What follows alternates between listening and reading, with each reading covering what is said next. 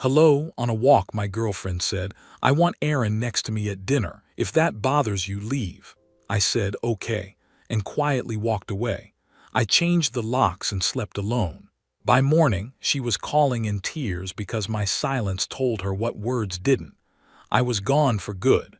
Before we dive into the story, please don't forget to like and subscribe. It helps the channel grow and lets us bring you more stories about resilience and self-respect. I'm Matt, 31, male. My girlfriend is Jenna, 29, female. We'd been together a little over 3 years, living together for one. This happened last Saturday. We were walking back from a coffee place near our apartment. One of those slow, nothing walks where you talk about random stuff, work gossip, what to cook later, whether we should finally replace the couch cushions the dog destroyed. Normal couple noise. She'd been in a mood all day. Short answers. Eye rolls. That sharp edge she gets when she's annoyed but wants you to ask why so she can accuse you of starting something. We were halfway down Maple Street when she brought up dinner that night. Her friend group was meeting at this overpriced tapas place downtown. I already knew Aaron would be there. Aaron is her coworker. The one she swears is basically family. The one who texts her memes at midnight and somehow always ends up sitting next to her at every single event. I didn't even object. I just said, hey, last time it felt kind of weird. You and Aaron barely talked to anyone else. She stopped walking, turned to me like I'd said something offensive. Then she said it calm, flat, almost bored. I want Aaron next to me at dinner. If that bothers you, leave now. We can talk about it later. Not a discussion. Not your overthinking. Just a clean ultimatum dropped on the sidewalk like it was nothing. People were walking their dogs around us. A couple passed by laughing. The world didn't pause the way it felt like it should have. I looked at her for a second, waiting for the follow-up, the smirk, the I'm kidding. It didn't come. She crossed her arms like she'd already won. So I said, okay. That threw her off just for a moment. She blinked and scoffed. You're being dramatic. I didn't argue. I didn't raise my voice. I just turned around and walked home alone. At the time, she probably thought I meant I was leaving the conversation or the walk. She didn't realize I meant everything else. Not yet. When I got back to the apartment, it was quiet in that heavy, hollow way that only shared spaces have when one person isn't home yet. I stood in the entryway longer than I needed to, keys still in my hand, listening to nothing. This wasn't the first time Jenna had said something like that, but it was the first time she said it so cleanly. No sugar, no humor, just a rule. My comfort with him matters more than your feelings. I sat on the edge of the couch and replayed the moment on Maple Street. The way she didn't even sound angry. The way she'd already decided my discomfort was irrelevant. That's the part that stuck. I checked my phone. No texts. No, are you okay? No, I didn't mean it like that. Just silence. So I started paying attention to details instead of feelings. Practical things. The lease was in my name, the internet too, utilities. I'd insisted on that when we moved in because her credit was a mess at the time, her words, not mine. I went into the bedroom. Her side of the closet was chaos. Dresses crammed together, shoes scattered. My side was neat, boring, predictable. That difference used to be funny. Suddenly, it felt symbolic. I packed a small overnight bag, not because I planned to leave forever. Not yet. I told myself I just needed space, that this was temporary. Before I zipped it up, I hesitated. Then I put the bag down. Why was I the one leaving my own place? That question landed harder than I expected. I opened my laptop instead, looked up locksmiths, closed it, opened it again, closed it again. My heart was racing, but my hands were steady. That scared me a little. Around 6:30, my phone buzzed. Jenna, we're meeting at 7 o'clock. Are you coming or should I tell them you're busy? No apology. No acknowledgement of the ultimatum, just logistics. I typed back, I'm not coming. 3 dots appeared, disappeared, appeared again. Jenna, wow, overreact much. That's when it clicked. Not loudly, not dramatically. Just a quiet internal shift, like something sliding into place. I didn't reply. Instead, I picked up the phone and called the locksmith I'd bookmarked. And for the first time all day, the silence felt intentional. The locksmith showed up faster than I expected. I let him in, nodded, answered a couple of basic questions, and stood off to the side while he worked. There was nothing dramatic about it. No shaking hands, no second thoughts. Just the sound of metal clicking and tools being packed away. When he handed me the new keys, I thanked him and closed the door behind him. That was it. I leaned my forehead against the door for a second, not because I was overwhelmed, but because I needed to register that something irreversible had just happened. The apartment was quiet in a way it had never been before. Not tense, not waiting, just still. I walked through each room slowly. Bedroom, bathroom, living room. I wasn't looking for memories. I was checking facts. What was mine? What was hers?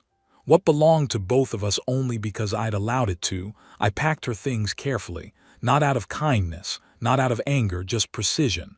Clothes folded, shoes paired, makeup placed back into drawers before going into boxes. I labeled everything with a black marker.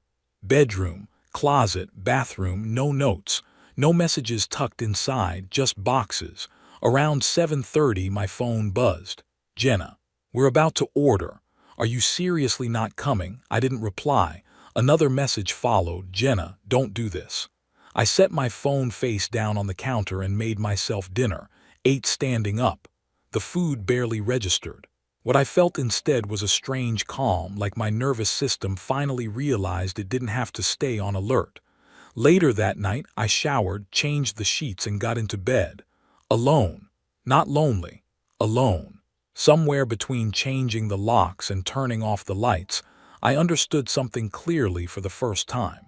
She told me to leave because she thought I wouldn't. And I stayed because this time, I didn't need her permission to stop. I woke up in my own bed. For a split second, my body expected tension, raised voices, the familiar feeling of needing to brace myself before the day even started. Instead, there was nothing.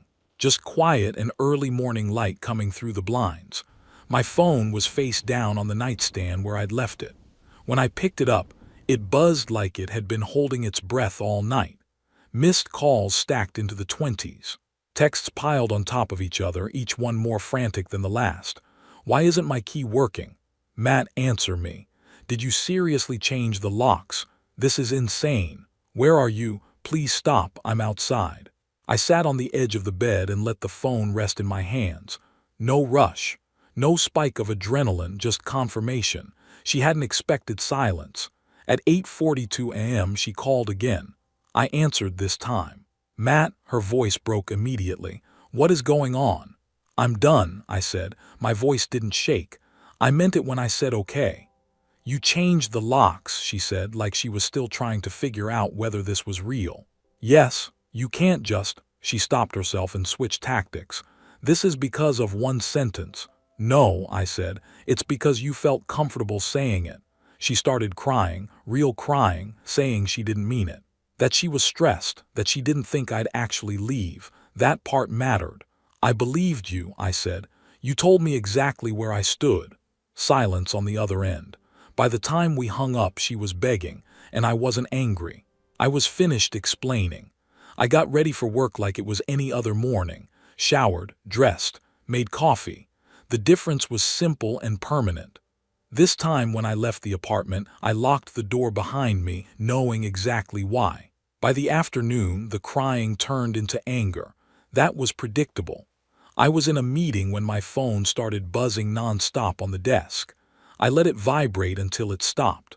When I checked afterward, the messages had shifted tone again. So you're really doing this?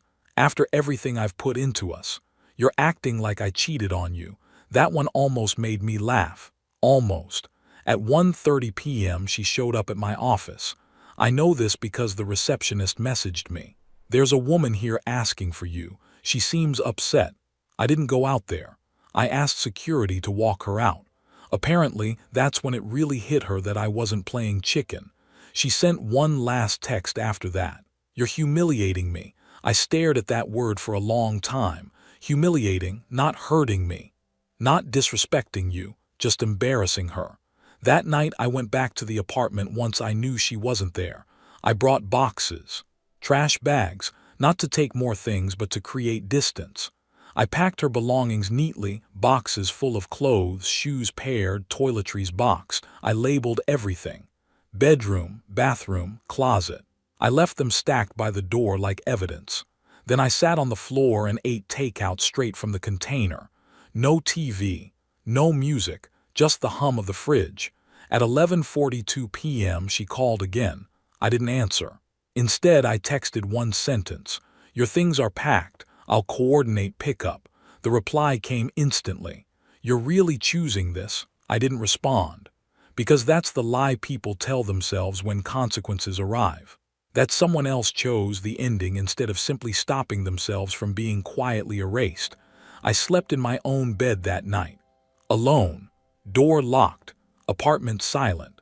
For the first time in months, the silence didn't feel like tension. It felt like relief. By morning, the narrative had shifted again.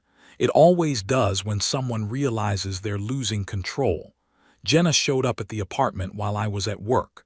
I know because my neighbor texted me asking if everything was okay.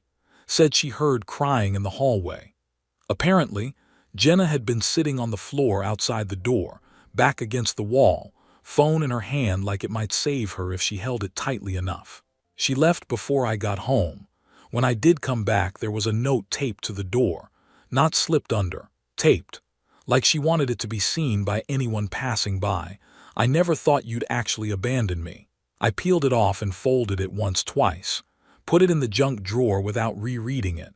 Around 8 o'clock p.m. she finally texted something different. "Can we please talk in person? No fighting, just talk." That's the thing about ultimatums. They kill the need for conversations. Talking is for when both people still believe the outcome matters. I replied, "There's nothing left to discuss." 3 dots appeared, disappeared. Then the longest message she'd sent yet. She said she felt blindsided. That couples fight. That people say things they don't mean. That I should have known she was just venting. She reminded me of trips we'd taken. Inside jokes. Plans we talked about someday. Not once did she mention the sentence that started this. Not once did she acknowledge how casually she'd placed another man above me and dared me to accept it or leave. That omission mattered more than everything else combined. I typed and erased 5 different replies, then I sent nothing. Late that night, a new name popped up on my phone. Aaron. "Hey man, Jen is really upset. This feels like a misunderstanding." I stared at the screen and felt something settle permanently in my chest. I didn't respond to him either. Because when the person your partner prioritizes feels comfortable mediating your breakup, it tells you exactly how long you were being edged out without realizing it. I turned my phone face down and went to bed. Some endings don't need closure. They just need distance. The next morning was the first one where my phone didn't wake me up. No buzzing. No missed calls stacking like debris. Just sunlight coming through the blinds and the quiet hum of the city outside. I stayed in bed longer than usual. Not because I was sad, but because nothing was pulling at me. At work, people noticed. Not in a dramatic way, just small comments. "You look rested. New haircut. You good, man." I realized how long it had been since anyone asked that without it being followed by a complaint I was expected to absorb. Around noon, Jenna emailed me. Not texted. Emailed. Like we were suddenly professionals negotiating a merger. She apologized again. This time carefully, structured, bullet point calm. She said she never meant to make me feel replaceable. That Aaron was just a friend. That she panicked when I questioned her and panicking made her defensive. She said she understood now how her words landed. She said she loved me. The email ended with, "Please don't let one moment define us."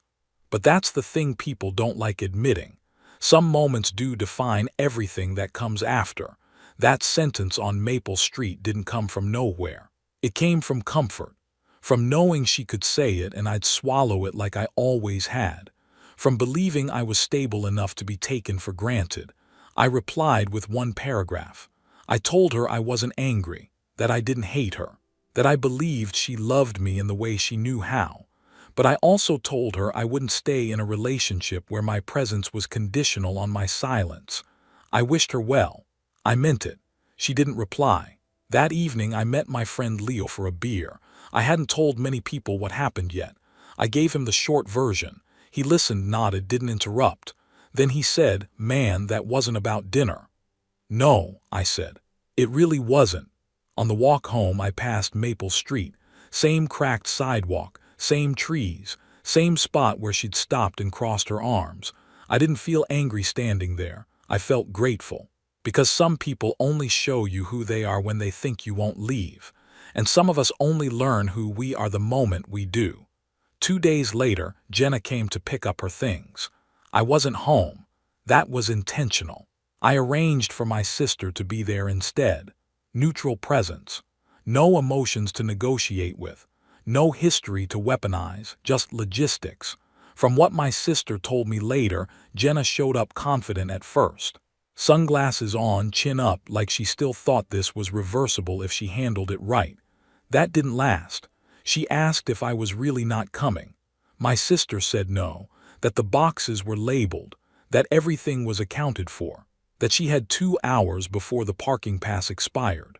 Apparently, Jenna sat on the couch for a while without touching anything, just looking around like the apartment had rearranged itself out of spite. She cried eventually. Then she got mad. Then she cried again. At one point she asked, "Did he say anything about me?" My sister told her the truth. No. That, according to my sister, was the hardest part, because anger still feels like connection. Silence doesn't. That night Jenna posted a photo on Instagram. Black and white, wine glass, caption about choosing peace and knowing your worth. Comments full of hearts and "you deserve better" energy from people who had no idea what actually happened. Aaron liked it within minutes. I didn't feel jealous. I didn't feel replaced. I felt confirmed. Later, Jenna texted me one last time. "I hope one day you understand why I said what I said." I stared at it for a while before replying. "I do." She didn't answer. And that was it. No dramatic showdown, no final apology. Just the slow realization settling in that the person who told me to leave never thought I would. By the end of the week, her side of the closet was empty. The apartment echoed differently. Less cluttered. Less tense. I slept better. Not because I won, but because I stopped trying to earn a seat at a table where my absence was always an option. The weekend after everything settled was strangely quiet. No errands planned around someone else's mood. No waiting for texts that might change the day. Just time. Unclaimed. I cleaned the apartment properly for the first time since we moved in. Not because it needed it, but because I wanted to see what it looked like without her fingerprints everywhere. I moved the couch. Took down the art she liked, but I never did. Put my books back on the shelf instead of stacking them in a corner to keep things minimal. It started to feel like mine again. On Sunday afternoon, I ran into one of Jenna's friends at the grocery store. She froze when she saw me, then gave me that tight smile people use when they've already heard a version of events. "I heard you and Jenna." "You know," she said carefully. "Yeah," I replied. She hesitated. "She's really hurting." I nodded. "I believe that." That seemed to confuse her, like she expected me to defend myself or explain. Instead, she said, "She didn't think you'd actually walk away." I smiled, small and polite. Neither did I until I did. Later that night, I found myself scrolling through old photos, trips, birthdays, random Tuesdays on the couch. I didn't feel regret. I felt context. I saw how often I'd leaned in while she leaned away, how often I'd adjusted while she decided, how many times I'd swallowed discomfort because I didn't want to be that guy. The guy who asks for space. The guy who wants reassurance. The guy who doesn't want another man seated where he should be. Somewhere along the way, I confused patience with loyalty. Around midnight, my phone buzzed with a notification from an unknown number. It was Jenna's mom. She asked if we could talk, said she was worried about her daughter, said she didn't understand how things ended so suddenly. I typed a response, deleted it, then typed something simpler. It wasn't sudden for me. She didn't reply. I went to bed feeling lighter than I had in years. Not because I was free of Jenna, but because I was finally free of the version of myself that kept negotiating for basic respect. A week later, the quiet stopped feeling temporary. It became normal. I stopped checking my phone first thing in the morning. I stopped bracing myself when notifications came in. The apartment settled into a rhythm that didn't revolve around anticipating someone else's reactions. One evening, as I was washing dishes, I caught myself humming. It startled me. I hadn't realized how long it had been since my body felt safe enough to do something that small without permission. Jenna never reached out again. What I did hear, through mutual friends and second-hand conversations I didn't ask for, was that she was confused. That she kept saying she never meant for things to end. That she told people she thought I'd cool off and come back once I realized how dramatic I'd been. That part didn't hurt. It clarified. Because it meant she still didn't understand what she'd lost. Not me specifically, but the stability of someone who stayed even when it was uncomfortable. I wasn't angry at her anymore. Anger requires energy. I didn't have any left for that. One night I walked past Maple Street again. Same block, same trees, same stretch of sidewalk where everything changed. I stood there for a moment and realized something important. She didn't end the relationship when she told me to leave. I did when I listened. Silence didn't punish her. Distance didn't teach her a lesson. They just explained the outcome. She learned that words matter. I learned that self-respect sounds quiet when you finally use it. And somewhere between that walk, the locked door, and sleeping alone in my own bed, I stopped being someone who waits to be chosen. I chose myself. And for the first time, that felt like enough. If you enjoyed this story, hit the like button and share it with someone who needs to hear it. Don't forget to subscribe to Story Sparks for more stories about resilience and the power of walking away. Until next time.